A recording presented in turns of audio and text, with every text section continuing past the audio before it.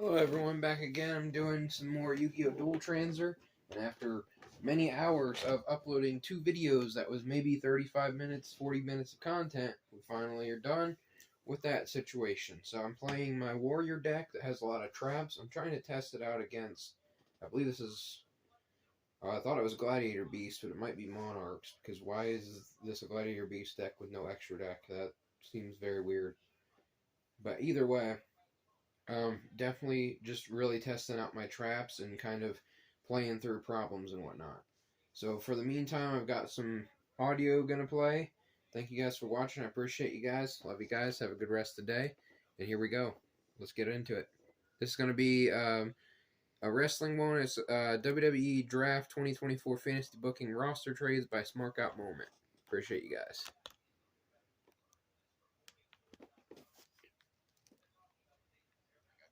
Joe Gacy. And I'm going to move them over to Monday Night Raw. I don't know if WWE is going to do this, but I think that this is such an obvious thing that they should be paired off with Drew McIntyre and do something. So that's a tag team that could be feuding for the tag titles. Joe Coffey's somebody that could be in the mid-card mix.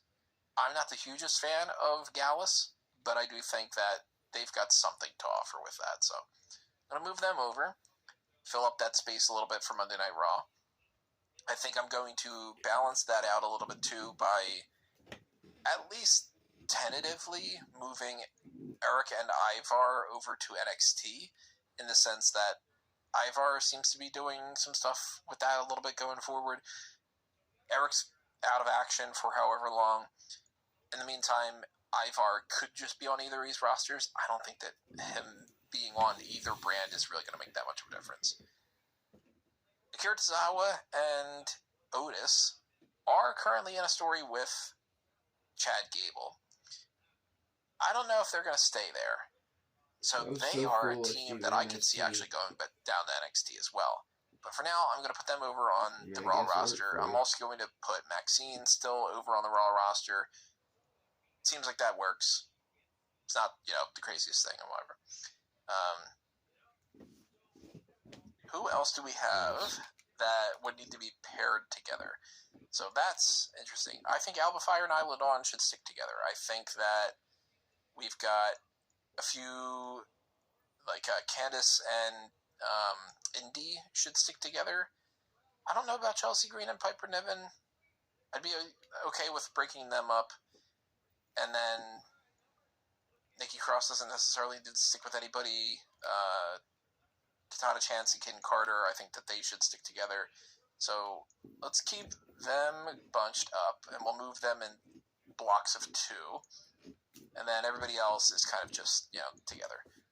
I don't understand the point of Michin being in this OC thing. She's never really been that much of a factor, so I don't need to move her over with the rest of them. I don't think anybody's going to really care.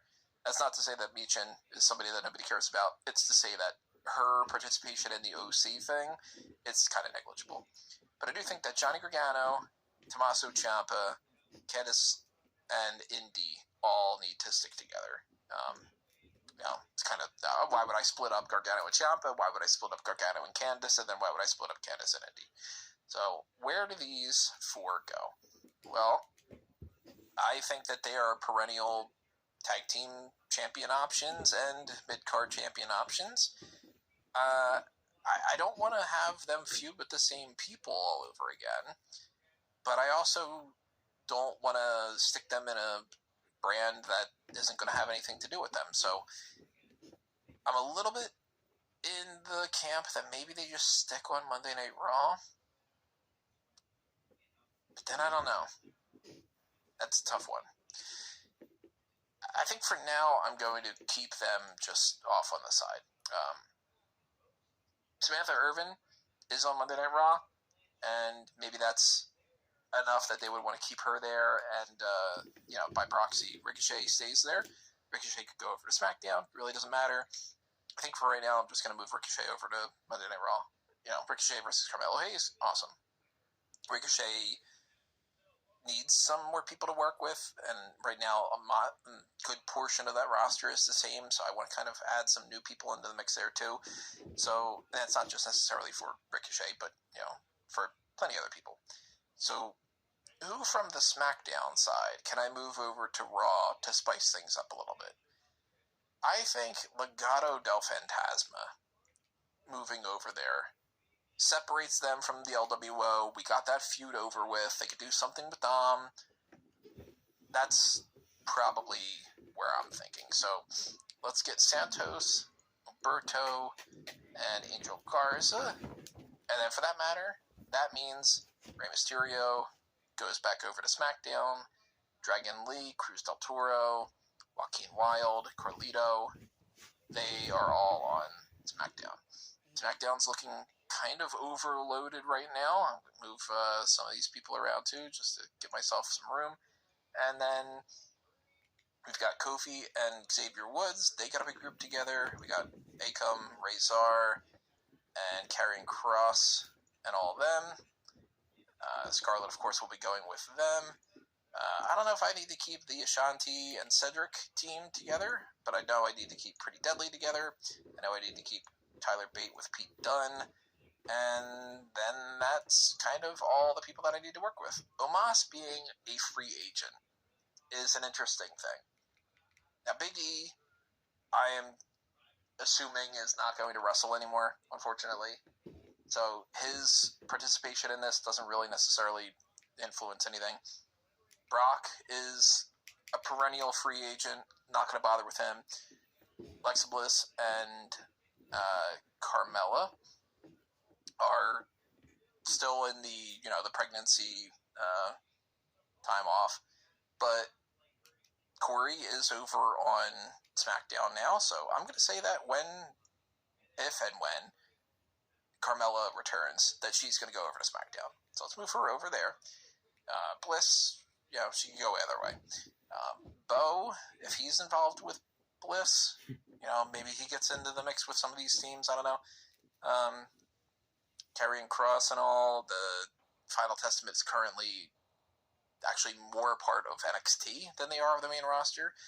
Who else could I move from the NXT roster up? Well, right now, looking at this list, I'm not seeing almost anybody. They could take a couple people from the women's division and just kind of jump them up already. Like, to be perfectly honest, a lot of them I don't think would, sink or swim. I think that a lot of them would sink. But Lyra Valkyria, I mentioned before, she is somebody that I do think needs to move up. And out of this crew, do I want her feuding with Tiffany Stratton? Not necessarily. Do I want her feuding with Nia Jax? No. The baby faces that are on here, this is very babyface heavy for having a babyface champion. So unless Lyra turns heel, I don't think she's the right person for that. So I'm going to move her over to the Raw women's division as well. And she's got her connection with Becky Lynch there, so maybe that helps. Maybe they team up. Maybe she's kind of like her protege there. But I need another heel on the SmackDown women's side. At least probably a few more heels.